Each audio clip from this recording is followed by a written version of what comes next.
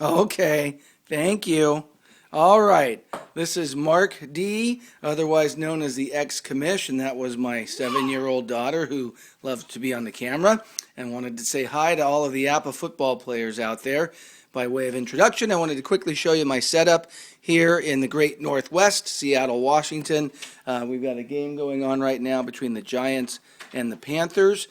Most of our fields here are all made out of paper. They're the ones that Greg had sent out via and I just can't remember the person who made all these, but they're just great, and they add a ton to the game, obviously. I have one really nice hard plastic field that Greg sent to me, which was really kind of him. It's not being used right now because we're not playing a game in Seattle. But this game is between the Panthers and the Giants. It's week 3 of the 2012 season. We're about to run the first play of the third quarter. The Giants lead 24-14. Just wanted to quickly show you how I kind of set this stuff up. You saw the field, and then right down here is my time clock. I don't mark time on a sheet of paper. I just kind of mark it down, and I don't know if I can hopefully capture this, but you'll take a look here. Essentially, it's just a push pin that I use off of foam core and just mark either half plays or full plays, depending what they are, and that works pretty nicely for me. The other thing I made was a scoreboard, if you will. It just shows the different scores. I use colored pens. I like to do that to have it kind of pop a little bit more off of the eye. I use the playboard is right behind the field, and it's just kind of standing up off of a piece of wood and cardboard. Mini football helmets. The stuff that's up there right now is to set what injuries have happened either in the game or pre-game from the previous week, which in this case did happen. Over on this side is where I keep all of the teams set up. We've got essentially 4 main kind of stands that we use: offense, special teams, defense, and then the offensive line. I added some logos to the team envelopes, so the Giants and the Panthers here. Over on this side, you can take a look. I use some other push pins to mark the first through fourth quarter if there's overtime. The other things that I use is some cheat sheets for different offensive and defensive. I mixed that up. Actually, there's the offense and there's the defense, but the different sets that you might be in, whether it's pro, 3 receiver, double tight, standard defense, nickel dime. I've got cards for keying, blitzing, whatever the case may be. This is a list of the games for week 3, and it shows you the records of the teams leading into this. And this is actually the first game of week 3. The Giants so far are 2-0. The Panthers a disappointing 0-2. I made a chart here to mark down in distance, and I use a kind of a combination of the Fletch system, the APBA system, and also Greg's system. Use a little bit of everything.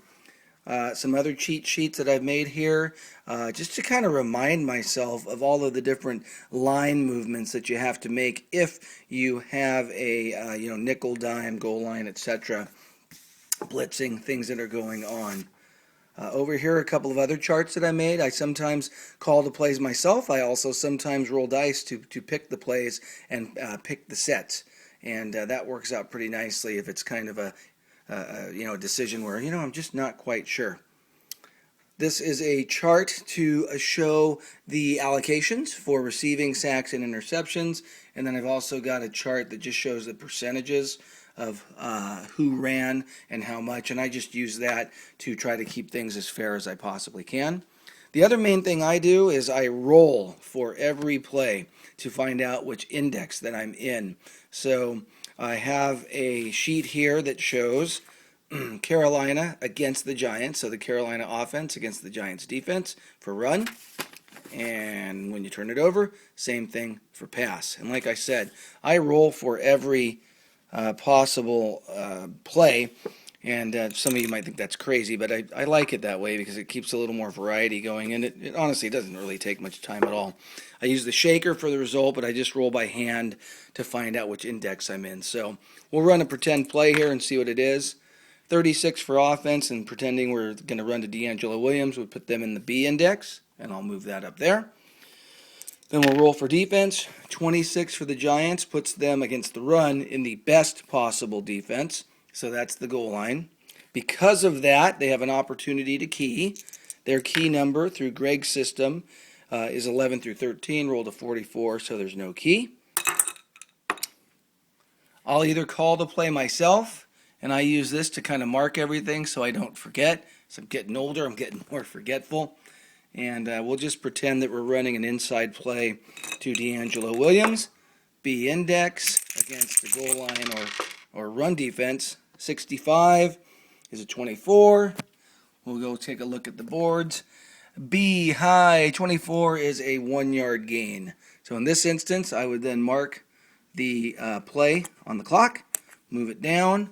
I would then move it on the field, and then I made my own type of statistical tracking sheets, and I would then mark it on here. I'm not going to do that because this is a game that's in progress, but I would make a 1 yard notation there for a 1 yard gain for D'Angelo Williams.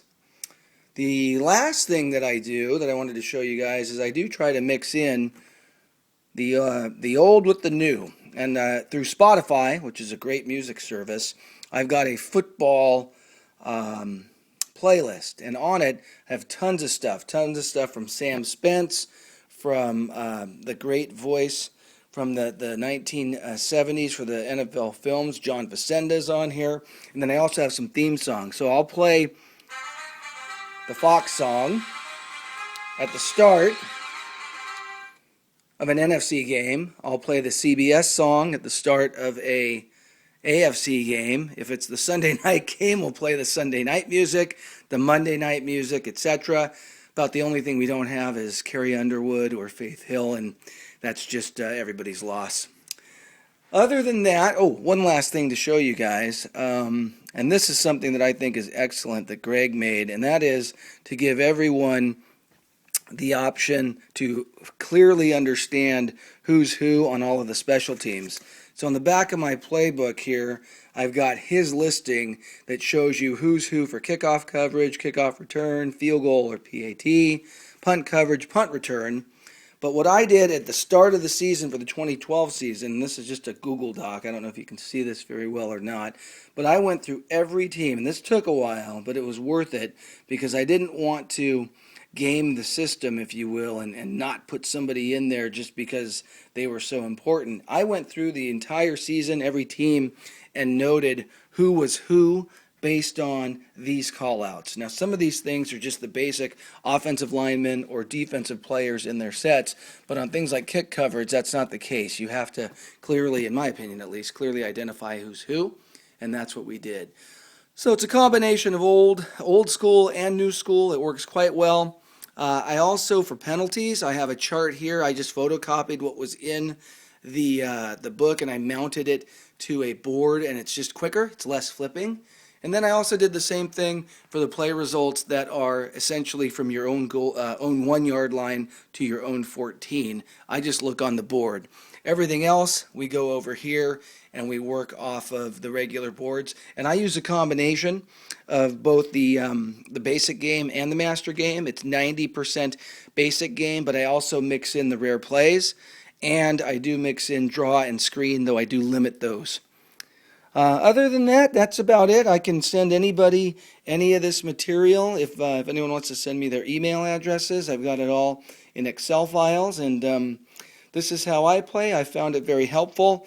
I also do the same thing for baseball and golf. So if you want, I can certainly set the area up for baseball as we're rolling into baseball season.